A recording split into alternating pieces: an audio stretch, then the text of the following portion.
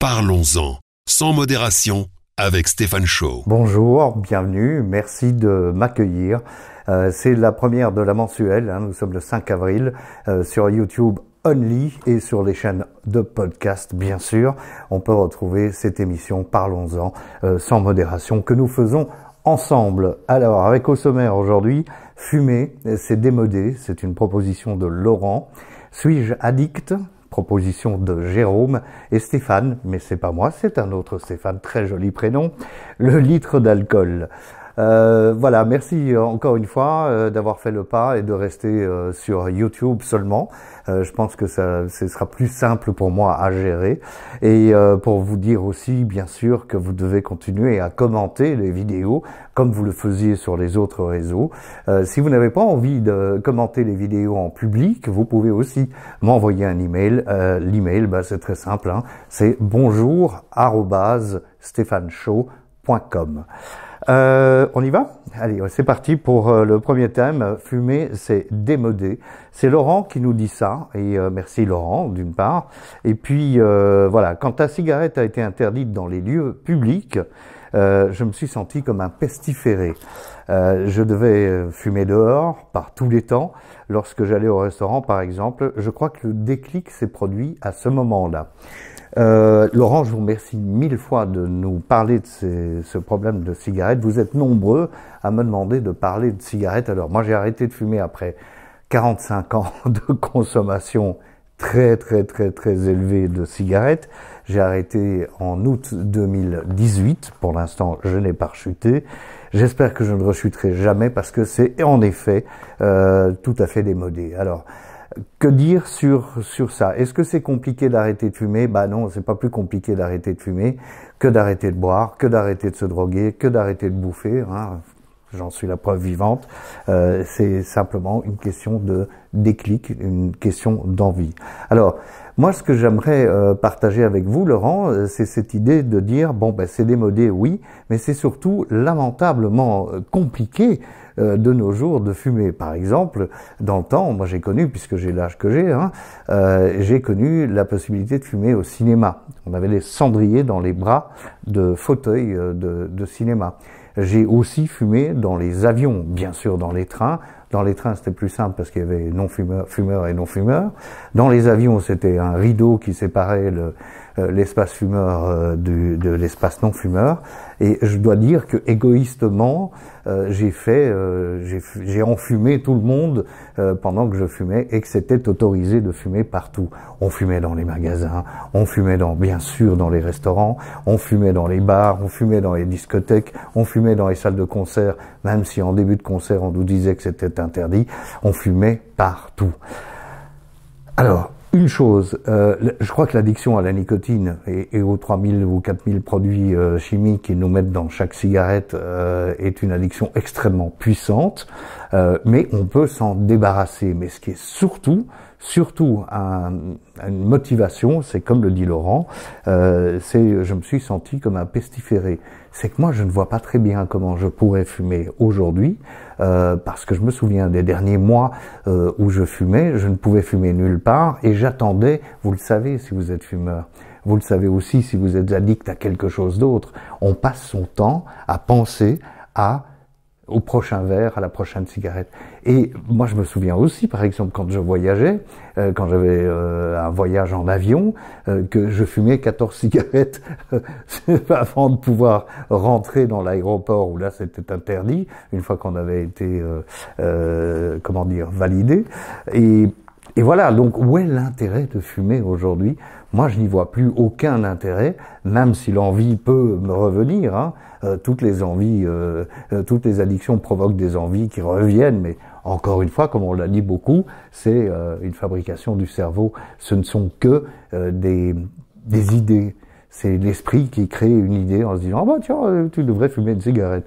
Mais voilà, je pense que oui, c'est démodé, je pense qu'on est pestiféré, mais je pense surtout, pour ceux qui aiment fumer et qui fument raisonnablement, par exemple, que ça devient extrêmement compliqué d'aimer fumer. que ce soit la cigarette ou le cigare ou la pipe, ça devient extrêmement compliqué de fumer, parce que c'est interdit partout, et que donc on est dans l'inconfort. Est-ce que c'est pas une bonne raison pour arrêter de fumer, ça? Qu'est-ce que vous en pensez? Oui, hein, on est bien d'accord. Jérôme, merci hein, Laurent. Jérôme qui nous dit, suis-je addict? Je ne bois pas, je ne fume pas, je ne me drogue pas, je travaille, dors peu et joue beaucoup aux jeux en ligne. En fait, c'est tout ce que je fais. Je suis célibataire, ma vie sociale, ce sont mes collègues. Merci Jérôme, c'est aussi un thème intéressant. Vous savez, les addictions, c'est pas uniquement bien sûr à l'alcool, aux drogues ou à la cigarette ou au joint ou que sais-je. C'est aussi toutes ces activités qu'on développe et desquelles on peut absolument pas décrocher. Par exemple, ce que vous décrivez, Jérôme, moi j'ai un fils qui aime beaucoup jouer. Alors je l'embête plus avec ça parce que ma foi, certains arrivent à en faire un métier, mais tout le monde n'a pas cette chance. Et puis voilà. Mais est-ce que vous êtes addict? Bah oui, excusez-moi.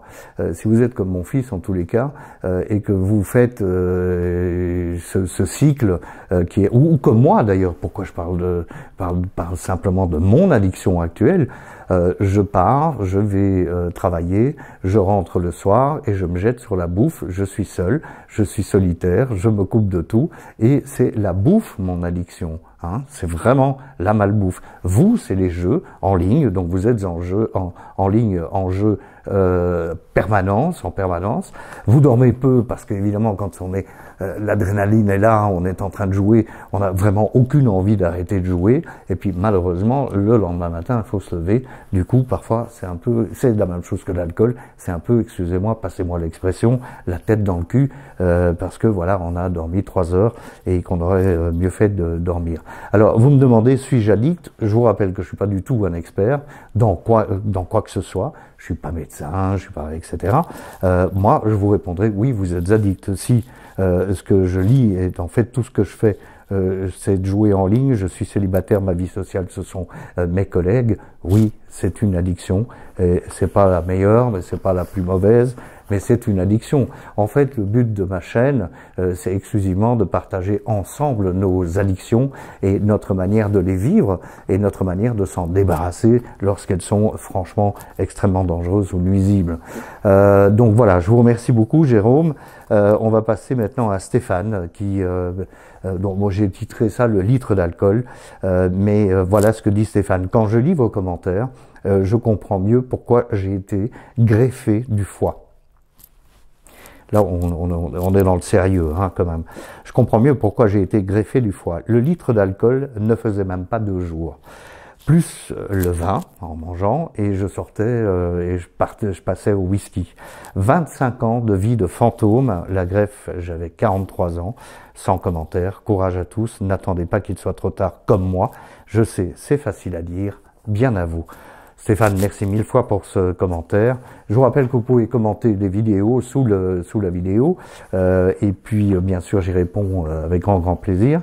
Vous pouvez également envoyer des emails bonjour@stéphaneshow.com. Que dire, le litre d'alcool qui tient 2 jours? Ben oui, moi je peux vous répondre aussi, Stéphane, puisqu'en plus on a le même nom. Moi, la bouteille de Ricard d'1 litre faisait 2 jours jusqu'au jour où la bouteille de Ricard d'1 litre ne faisait même pas 2 jours. Donc ça devient évidemment, c'est ce qu'on a déjà découvert tous ensemble. C'est surtout avec l'alcool, c'est cette progression dans la fréquence et la quantité. Alors la grève, j'avais 43 ans, sans commentaire, courage à tous, oui. Moi, j'ai échappé au problème de foie, donc j'ai pas eu de greffe, j'ai pas eu de problème de foie. J'ai pas échappé, par contre, à l'augmentation de la quantité quand je ne pouvais plus consommer de Ricard parce que voilà, c'était, ça m'était interdit entre guillemets. Mon amoureuse de l'époque m'a dit, écoute, ça suffit de Ricard, c'est vraiment pas possible, ça te rend agressif. Je suis passé au vin, et puis évidemment, dans les derniers mois avant que j'arrête de boire, je suis passé non plus à une bouteille tous les 2 jours, mais à 6 bouteilles par jour. Alors on me dirait c'est du vin. Oui, mais c'est du vin, c'est ce qui compte, je vous rappelle, hein, quand même, c'est ce qu'on m'a appris, c'est la quantité d'éthanol qu'on retrouve. C'est la chef de psychiatrie de l'hôpital Bruckmann à Bruxelles qui m'a expliqué le verre standard et la quantité d'éthanol. Donc peu importe, parce qu'on croit toujours, oui, mais moi je ne bois pas d'alcool fort. Rien à voir. C'est pas l'alcool fort qui est un problème, c'est l'éthanol qui se trouve dans les bières légères, dans les bières fortes, dans le vin, dans toutes les boissons où on trouve un pourcentage d'alcool, il y a de l'éthanol. Et j'en suis la preuve vivante, quand on passe d'un alcool fort à 45 degrés, comme le Ricard, au vin, qui est en général 11 ou 12 degrés, eh bien, qu'est-ce qu'on fait? On augmente la quantité parce qu'on est en manque d'éthanol. J'aime beaucoup ce témoignage de Stéphane. J'aime beaucoup que vous nous mettiez en garde parce que c'est un peu le but de cette chaîne. C'est pas de dire vous êtes addict alcoolique machin truc. Non, pas du tout. C'est de dire écoutez, il faut arrêter d'être dans le déni. Moi, je l'ai été pendant 25 ans avec l'alcool, pendant 45 ans avec la cigarette, et je le suis depuis, on va dire 4 ans avec la bouffe. C'est abominable d'être dans le déni. On est en train de se détruire quand on fait ça. Sans compter que dans certaines addictions et certains produits, on détruit aussi les gens autour de nous. Donc voilà, on va clôturer sur ce ton qui est un ton d'espoir, de se dire je ne peux pas continuer à boire comme un trou parce que sinon je risque effectivement des problèmes de maladie déjà, de mort par accident par exemple, ou par dépression, parce que je vous rappelle quand même que l'alcool, c'est pas vraiment un antidépresseur, c'est le contraire, hein.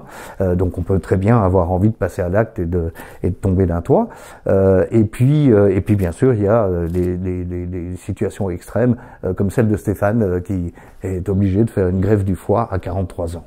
Voilà, je vous remercie vraiment beaucoup de me suivre maintenant exclusivement sur YouTube et sur les plateformes de podcast, hein, je vous rappelle, toutes les plateformes, quelles qu'elles soient.